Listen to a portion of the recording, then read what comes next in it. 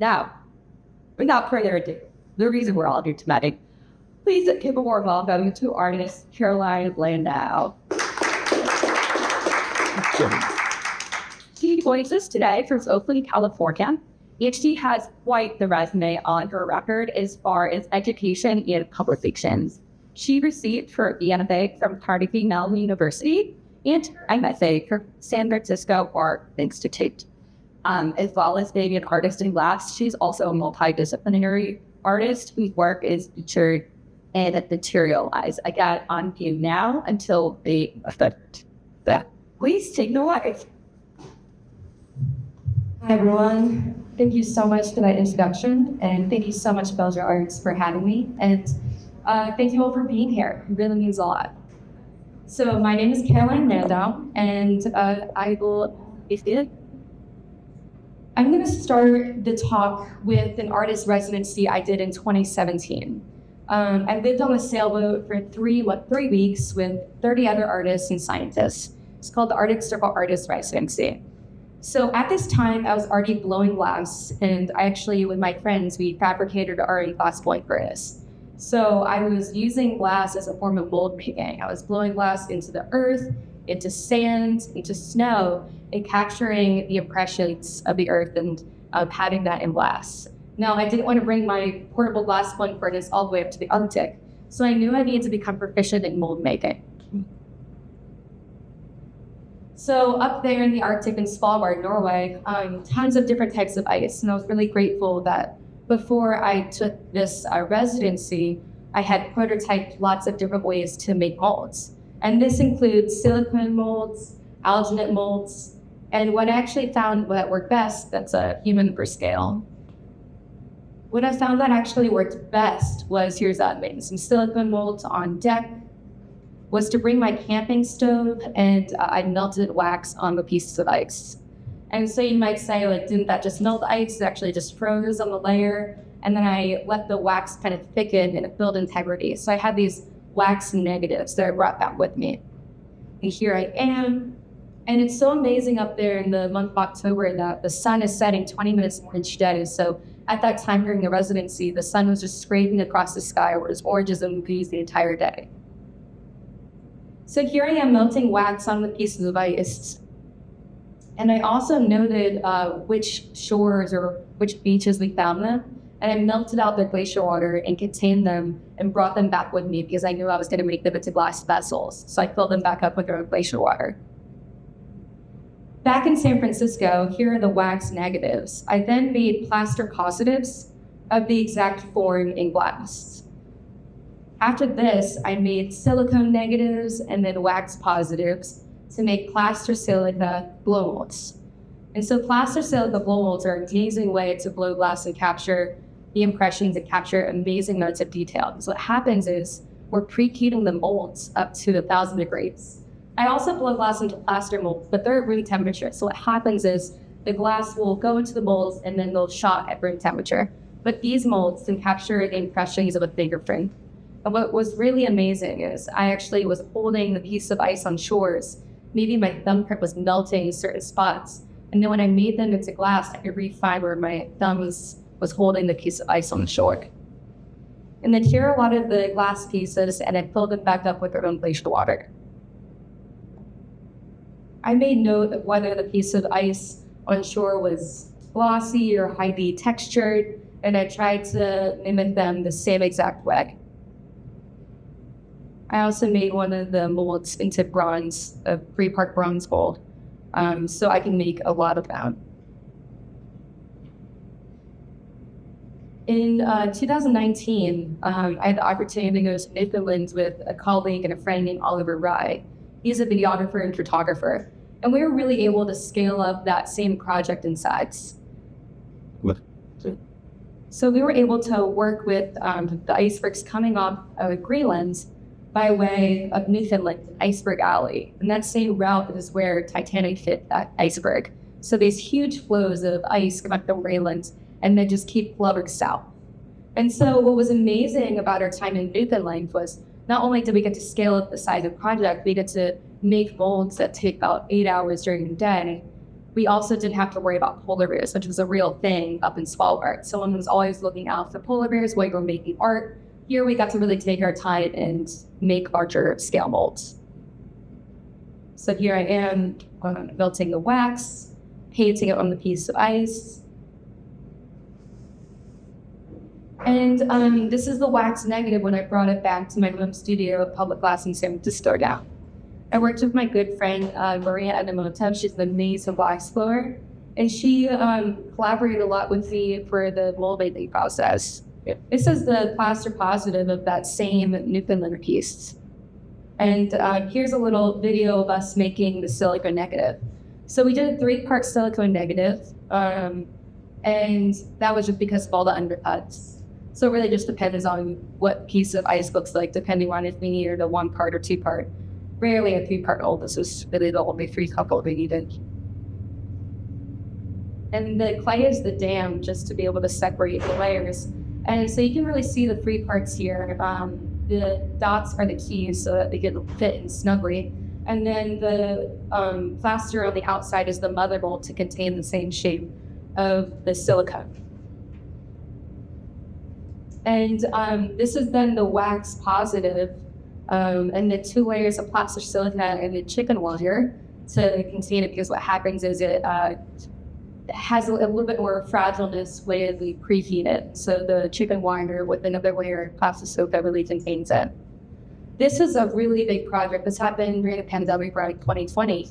And it was such a large mold that we had a team of 10 people all blowing glass together and 2 bubbles to go into the same plaster silica mold. It was so heavy that we brought it out on a forklift, preheated it, brought it out on a forklift, blew glass into it, and then reloaded it back in the annular with the forklifts. Here are the 2 post-gather bubbles, working together as a team and blowing into it. We're having the wood being pressed down in the top so the air and the pressure goes down into the mold.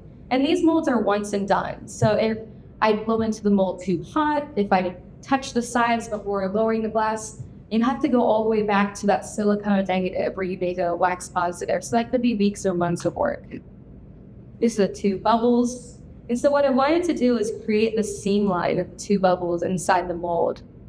And this is the team of all of us working together. And so I'm standing on a table, same with someone else, and we're really utilizing the team. You get to really see that this is a collaborative process because we can't see what's happening below. So they're saying blow harder, or helping her and we're really working as a team here. And here we are, that's loading the mold with the glass back in the kiln. And I usually anneal it in the kiln for about 2 days. The longer the annealing cycle is because of more thicker glass or highly textured, more complex color patterns. And here's the team of us after the piece is put away in the annealer. And this is the final Newfoundland piece.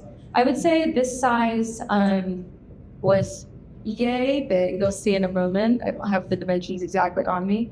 But that was maxing out the size for myself and your team and the studio that we had. It's possible to work bigger, but I would say we would definitely need a studio prepared for that. And this was a really great process to really see how far we can, see how big we can go in that aspect. And here's the dimensions. So that brings me to the project that's out in the gallery right now. It's called Prometheus. Does anybody know about the ancient bristlecone pines type of tree? Well, they're the oldest tree in the world, and they live in groves from 9,000 feet in elevation to about 11,000 feet, and they're over 4,000 years old. So in 1964, a PhD candidate named Donald Curry, he was getting his PhD at UNC. He was studying climate change through tree rings. So what he would do is he had a drill bit and he would go to specific trees and drill into the tree, extract the core, count the tree rings, and really be able to understand and study climate change through what happened in weather in studying the tree. He knew about a specific grove of ancient bristlecone pines in Great Basin, Nevada. Now it's Great Basin National Park because of what happened, but at the time it was just a national forest.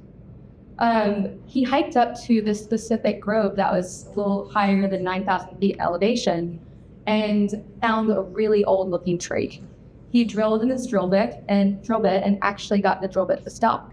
And this isn't a really casual hike. This is about 4 hours hiking uphill in a non-trailed area, crazy rock spray fields. So he hiked back down. He told the Forest Services, and the Forest Services said, well, we'll go up there and we'll cut down the tree. So everybody hiked back up. They cut down the tree. They cut it down in sections. And they brought back a huge slab for Donald Curry to study. And so he brought it to his lab, and he counted the tree rays multiple times and realized that not only was it the oldest tree in the world at the time, but it was the oldest living organism. It was over 4,900 years old, possibly over 5,000 years old. Since then, there's a new oldest tree. It's called Methuselah. It's in California in the White Mountains. But at the time, this was the oldest tree in the world. And this is one of the few photos of Donald Curry with Prometheus. Now, when you think about old trees, you think about like sequoias or the redwoods. These trees are quite gnarly and they look almost dead. But in fact, Prometheus was alive at the time. You can even see it's the living portion, this other portion. And this is the texture of what the tree looks like. It's incredibly dense bark. So my friend and colleague, we actually are collaborators now. Her name is Madison Sangovitz. She's an entomologist, and we collaborated and were able to research to find the GPS coordinates of where the tree was. And in last year, 2023, we went to Great Basin National Park and hiked up there. And this was the viewing of trying to find the tree within the snow. So they're actually backcountry skiers, right? So there's so much snow up there. And we knew it was on this specific plateau. And we hiked up there. I knew it was going to be on the right side. We would start scanning, and we looked and saw this putting that was propped up out of the snow. And we knew that the stump, which is quite large, is in a shaded area, which is kind of in that cast shadow. The stump is the size of a pool table. It's quite large. And here Madison is, we actually brought our avalanche shovels for snow and brushes to brush off the snow, to be very careful. It really kind of felt like a sacred space. You didn't want to contaminate the space whatsoever. So I didn't bring any plaster or silicone, but I brought my phone to take 3D scans of the piece. We're not doing that. Okay. So this is a part of the stump that we're just brushing away, and then this is now in the sun baking a part of the tree stump. We didn't want to expose much more of it. Almost like I said, felt like a sacred space. And so we then needed to problem solve. Well, on my glass blower, the glass caster. If I made a mold of the entire tree stump, that's really easily not possible to make a mold and blow it, because it's I have to think about the size of the blowpipe and what's possible in blow glass. This was a glass caster. I could possibly cast a huge stump like that and have it in the kiln for a few months. But right next to the tree stump was actually one of the cuttings. So this is the stump still, and that's snow. And so what I did was I propped it up in the snow and took a 3D scan of it. And it was almost perfect that snow was there, because it helped prop up the piece of wood that was about 1 foot by 1 foot by 1 foot. And I calculated and wrote down all the dimensions so that I would best know what size I would be looking for when I'm 3D printed it. And also because there was snow, it was kind of perfect because all of our footprints melted away. I just felt like no trace. It felt a little bit better. I really didn't want to bring all my molding materials up there. And so then I began the process of the 3D print, and I made sure the dimensions were accurate, and I made the silicone negatives. And then from there, I made the mother mold on top of the silicone negative. The first layer of silicone is pretty thin. You want to make sure that you're really capturing all the details, and then you can have a little bit more thickness to it and build a little bit more integrity, which you'll see in a moment.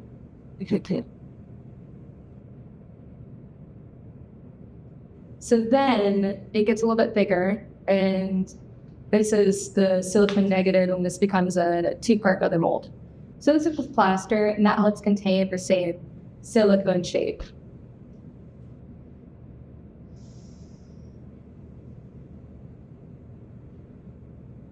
So I do that on the other side as well.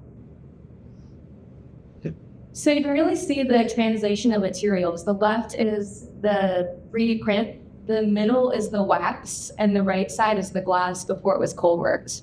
The middle, if you're not sure what the red noodles are in the middle, that's actually wax as well. It's a very soft wax. And what that does is when I paint the plastic silica around the wax, is it maintains the vent. Because when I blow glass in there, it allows the air to escape in those locations, rather than having air escape back up where the glass is flowing. And so when you're mold making, you're really thinking about the angle of which the glass is flowing, but you're also thinking about the best areas of like the corners where you want the air to escape from. And so when we were blowing glass, I had an opportunity to blow glass at Monterey Glass Works in California. And we were able to make 5 of these in a week, which was a lot because we were making waxes for being preheated to, like, we were making waxes for like the next day, and they were taking out things out of being like 2 days prior. So we were really understanding how we were blowing glass into it. And this is some videos. So the plaster silica is being painted on the left wax. And then this is just a video from Artist Caroline at Monterey Glass Works. You'll see it's a smaller team than the Newfoundland piece, mostly because of the scale. It was just one bubble. And we did what's called a post-gather bubble. So we already added jack line to the bubble, and we're gathering on top of that, by that jack line, so that the neck and the movement of the glass is very stable, with fresh glass to be able to capture a lot of the impressions inside the mold.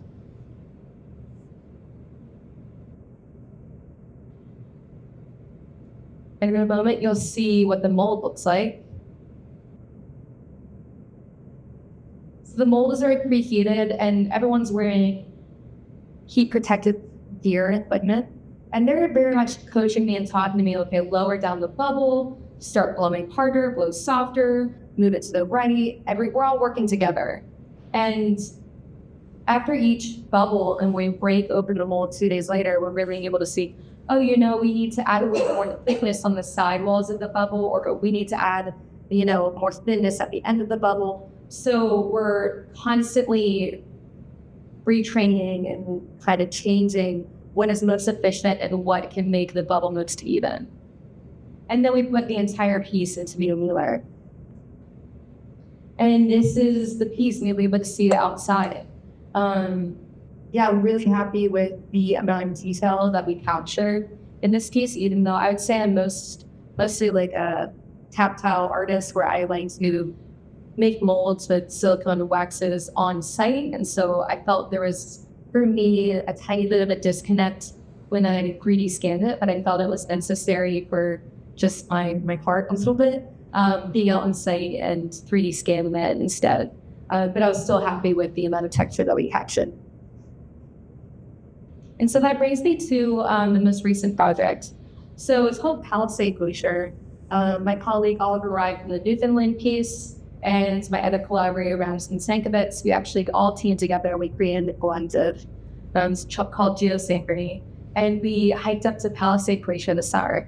Not only was the 3 of us, we brought on 2 other people to be able to carry about 200 pounds of gear, 5,000 feet up in elevation, to the most southerly glacier in North America.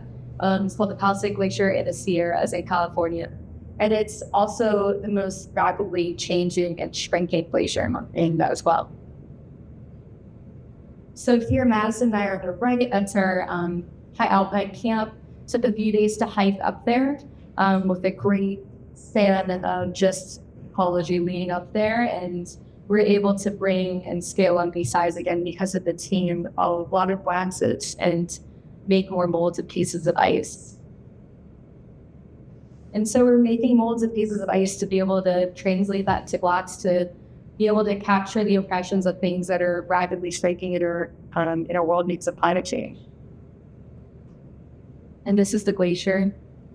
That's Parker, one of the extra helpers. This is in front of the glacier. And this is one of the mornings we made the waxes of pieces of ice, and then we collected the wax negatives before hiking out. And this is the shore of Palisades. So when I was up there's a lot of ice to choose from. I'm really aware of the shape and the size similar to Prometheus because glass wants to be round. And it's almost easier for glass to be competed along. You can use gravity to blow it into a mold. So I'm aware of if it's really squat, that's a little difficult because by the blowpipe, you lose a little bit of detail. So I'm choosing which piece of ice would translate best both in texture, but in volume. Well, like thinking about how many gathers it would take to make this piece. And so we're looking around and looking at the texture as well. This ended up being one of the pieces as well. And that same piece of ice is the wax piece on the right, and I made 2 other smaller ones on the left here. So we just had one. It took about 3 days to get up to about 12,000 feet, and with all the gear. And then we had 1 day of mold making, about 2 days to carry things out. Even had a pad mule help us with the gear on the way in and the way out. It was amazing. His name is Bert, and he has been doing that since the 60s. So it was incredible. And this is the team carrying a lot of the wax and the ice out in Longstead. This is Madison showing one of the photos. I believe that was the 40s or 50s, I want to say, and just how much the glacier has changed. And this is the whole team, and I really would not have done it without them. It was a really big feat. I would say it was really difficult too because of the altitude this time. Just carrying that much gear and that rock spray field, like some of the rocks and boulders was like 1.5 miles to 2 miles of just like 4 points of contact climbing with 60-liter pack on your back, and also carrying a lot of the waxes. Make sure that I'm thinking about like, okay, I want a wax that's stiff enough, but it's not going to break in the cold, but it's not going to melt. I don't know what the Sierra sun is going to be right now. So I'm highly aware of, okay, what the weather is going to be like. Also making sure it's in shade, but melting out. So we're kind of babysitting this wax negative until it gets to my studio. And this is hiking out once we get out of the Alpine to ends. We got a lot of questions what we're carrying on the hike out. But it was neat to share what was going on specifically just on the hike out.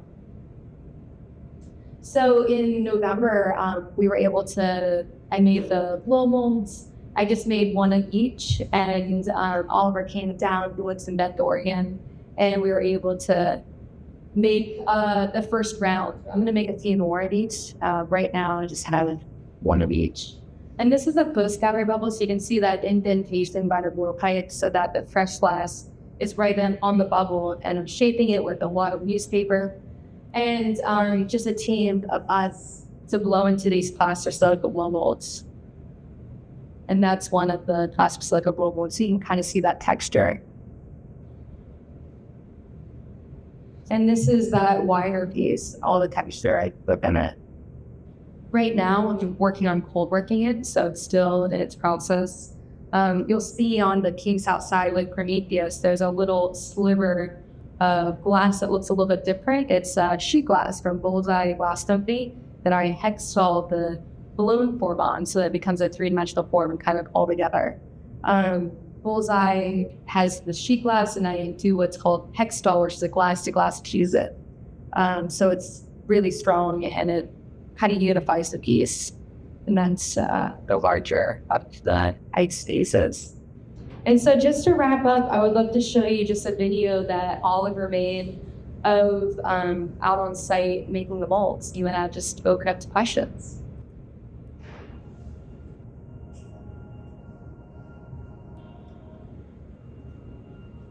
Okay.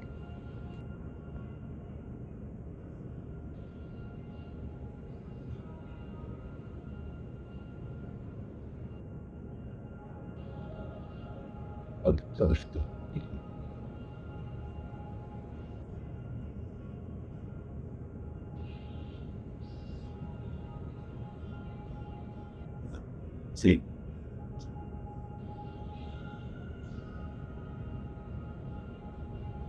It was so good.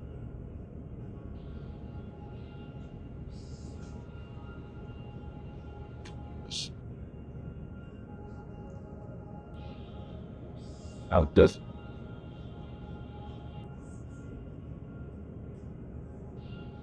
oh. Please. Oh.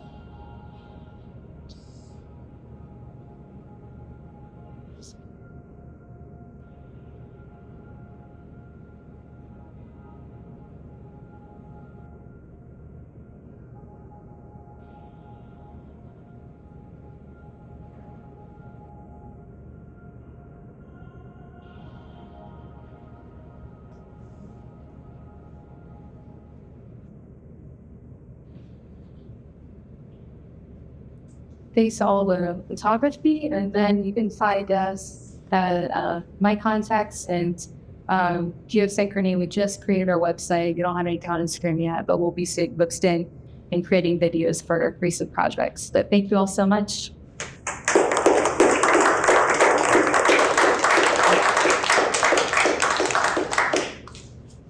Love to answer any questions if anybody has. Some question.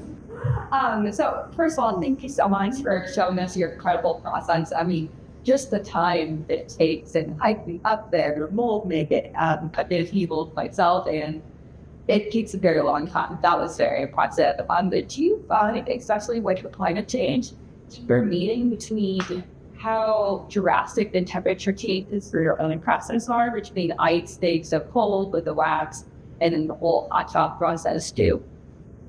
So I find the say that last part. Like, do you have, I mean, I don't know if like while you're doing it, kind of just takes so long, you kind of find like the deeper game, like the glaciers melting, you're not melting the wax and stuff, and then it's cooling down again, and there's lots of kind of like. Yeah, I would say that maybe more in the beginning. Now I feel like I have the process like dialed in. And I was talking to someone else about that recently, because I have this like mortal kind of compass area with the amount of like these artists use too. And I'm grateful that I now kind of have the materials dialed in where there is less waves. And so I'd say now I'm more tied to like being out on site and like that transfer basic of like actually holding the pieces of ice and then having its, locked in information and then carrying that back. And then my goal is as fast as possible to translate that into a safe material, which is plaster. Because wax can change so much in temperature of a studio, in moving and carrying it from nature. So I'd say my mind is going from being out on site and then as safely as possible, getting that into a form that is like the auto safe button, which is plastic. And then that allows me some mental space to really understand what's happening. But I think my mind is kind of like going towards making sure it's going to be safe or okay. And then also like just trying to make the projects now that I've done this type of work now or like 8 or so years, I feel a little bit more efficient with it as well. And so brings to like the last one part. I would say that I'm kind of always tied to like the history where it's at, whether it's like the piece out on site, but I also have to have a level of a healthy level of attachment, because I worked on it's like years ago where I blew into it too hot and there goes like 6 months of work just because I had it too long. And so now I have so many years of notes what I need to do, and then it comes down to like I just need it because of like the material, and that's all I even ask for, And so if I think about the rest of the future too much, I'll just go crazy. And I don't know if any of that makes sense. That's what they're told. Yeah. Do we have any more questions? When you're on site, you covered ice with wax, and you get the ice out. When I was in Svalbard, I brought the pieces of ice on the boat with me, and I had some sort of melting funnel system in our cabin. And the other scientist who I was bunking with, she was studying the microplastics in the Arctic, and so we had our bunk room was just like filled with like projects. I was melting out ice. I was then able to like contain it in like, vessels like that mason jar. Now I contain them. I have contained it in a backpacking with like one of those ladders that you can use at camps. So I contain them in different ways just to be able to bring them back out. But I use funnels. Mostly out. Do you heat it up a little bit on No, just let the sun do its thing. Yeah. Just let the sun melt that ice out. Yeah. Collect the water. Exactly. In the Arctic, it took a little bit longer. And then out in the Sierras, one of those things started pretty strong. Yeah. And that was in September this past year. Yeah. So That's pretty low. Yeah. And then, like I said before, I'm hyper aware of like, is the sun too hot? Does it melt the wax? And I'm using an amber wax, and that red wax is softer. So there's different types of waxes that are interested. But when I was in the Arctic, I was worried that the wax would actually break because it's very brittle. So because it's so stem. Yeah. What was the temperature in the torch when you did? Oh gosh. Below freezing.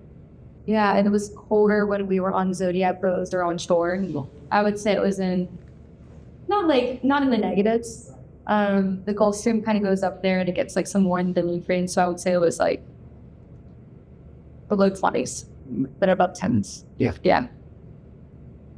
Thanks. How did she end up deciding what kind of black works as moment?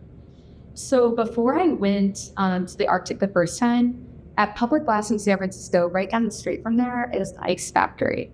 And so I purchased these blocks of ice and I just like chiseled chunks out.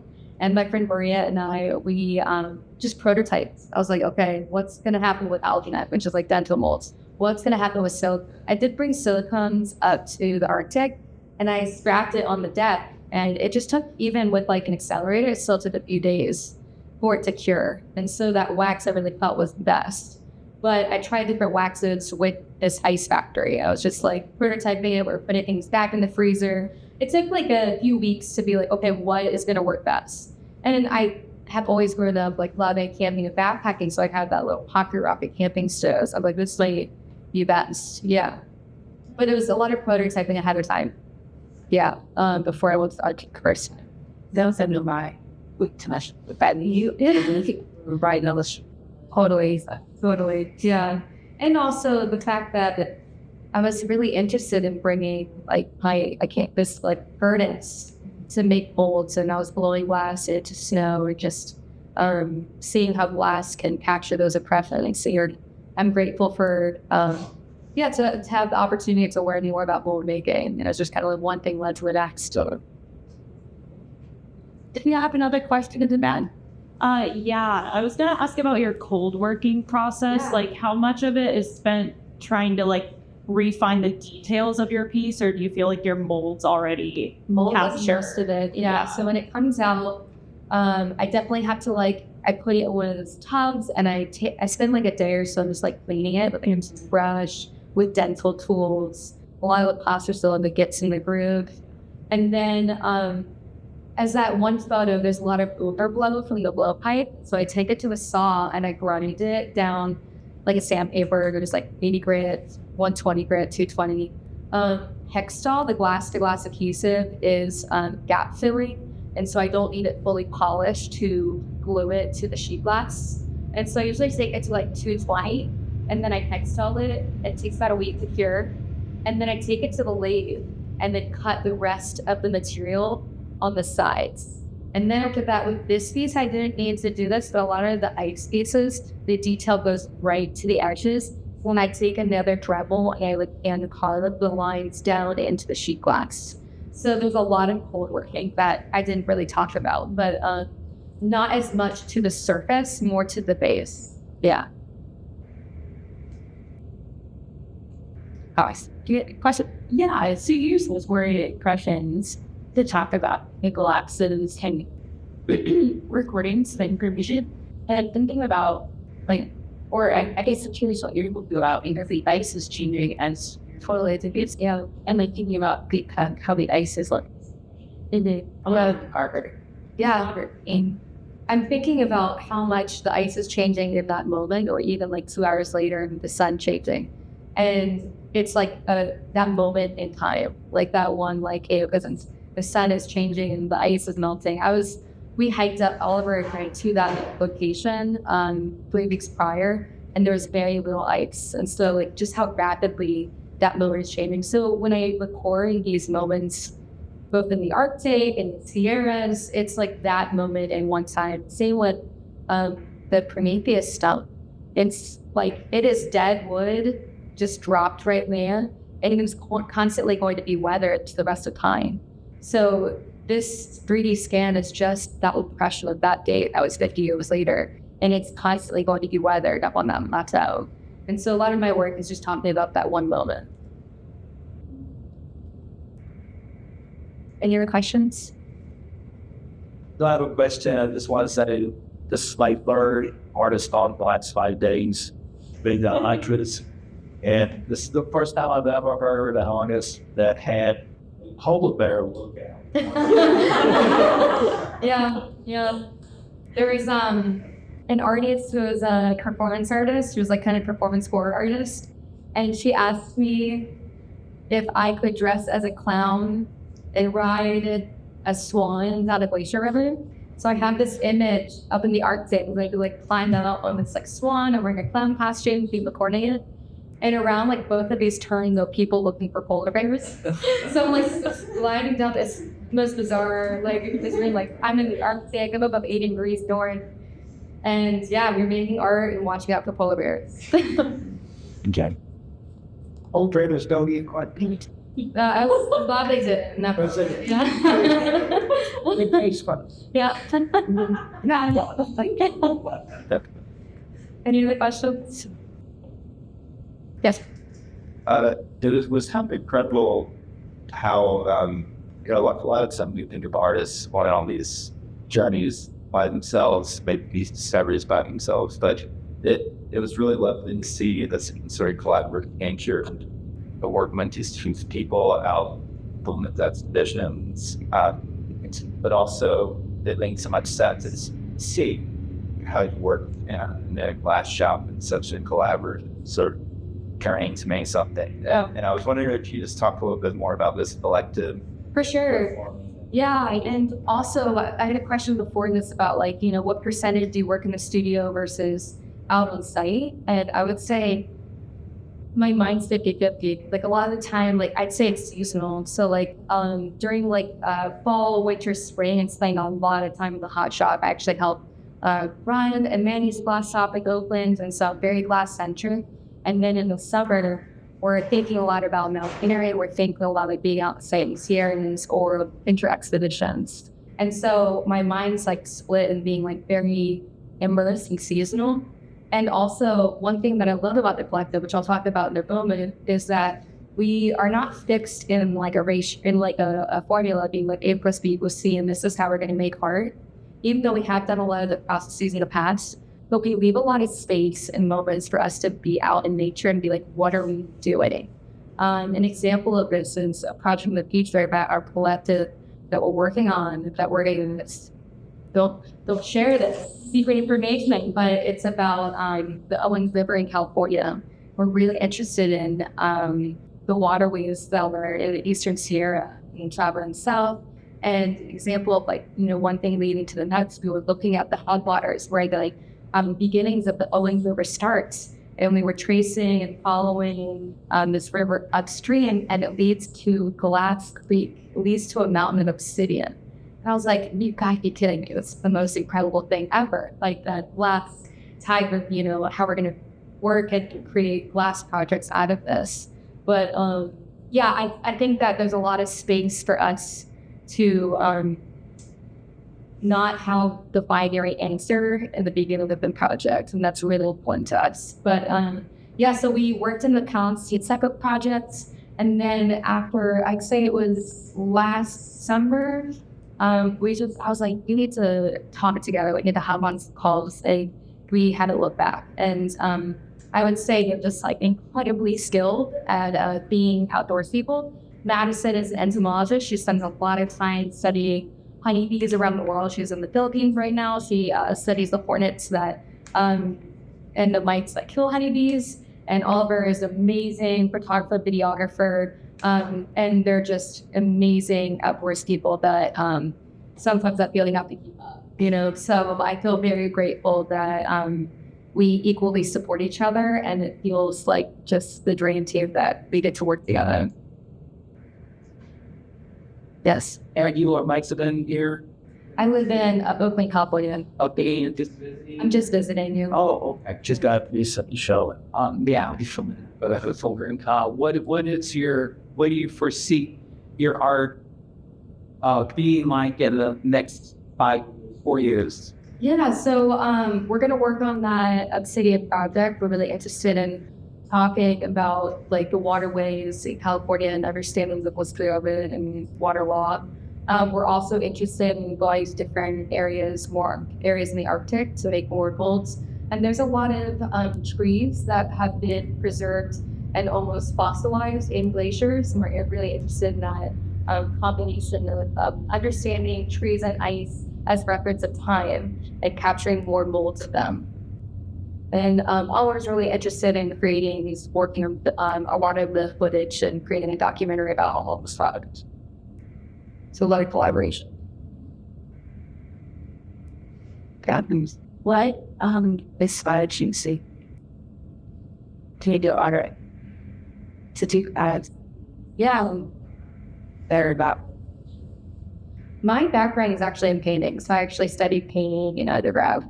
And then but Crane Yard had a really nice program where you did a lot of different types of art, and you declared after sophomore year. And so then when I went to grad school, it was more studio art thing. So I did a lot of performance art, still painting mostly, and then incorporating glass as a form of sculpture to project a little on.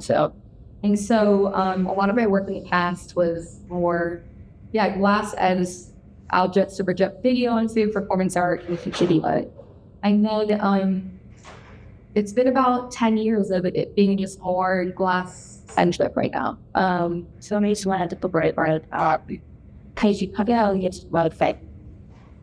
You have to Yeah. say that I how Yeah, I'd say it wasn't like a fixed thing. Like I'm a glass blower now where I'm just going to focus on the outdoors. But I always saw the medium as being like I'll have the project, I'll have the idea, and what medium translate best for this idea. And so for this glass iceberg piece in the beginning, it's like glass is a vessel and it can contain this lost water. And so that felt like a really perfect medium.